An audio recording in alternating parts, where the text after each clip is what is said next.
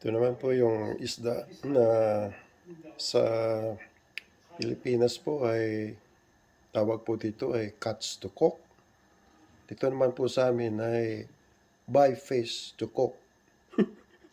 Ito po, baliktad po dito sa amin. Yan. Pagka nanonood po ako ng mga vlog sa Pilipinas, ay palagi po nila sinasabi na catch to cook.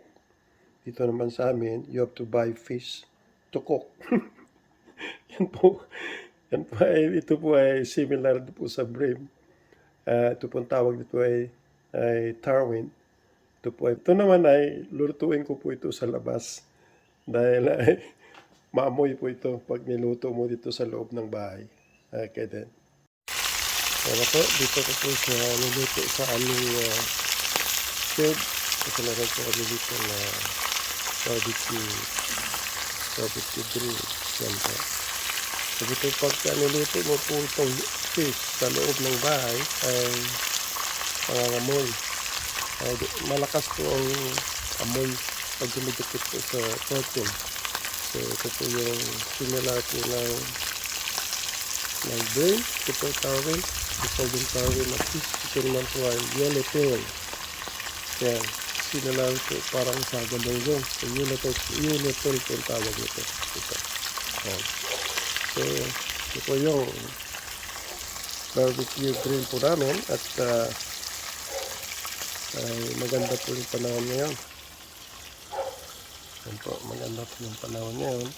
Medyo mainit konti for past 4 days na raining and then rain to rain again.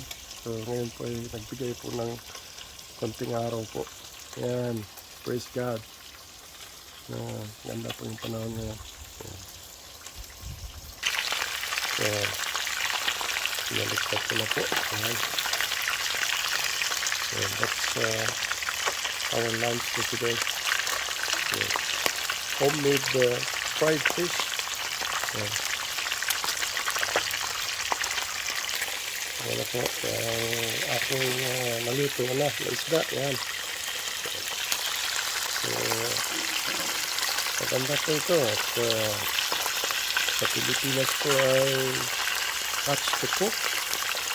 Dito naman po sa amin na you have to buy fish to cook.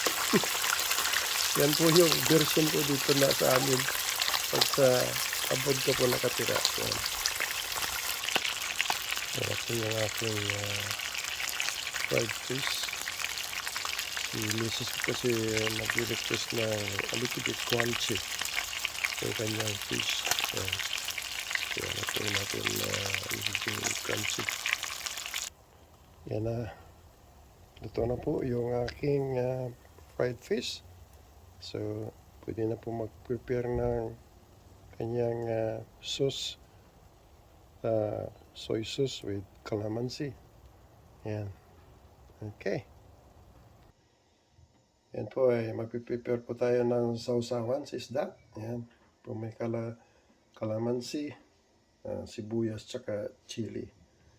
Ito po ay calamansi tsaka chili ay made in my garden. So, tsaka lagyan po natin ng soy sauce.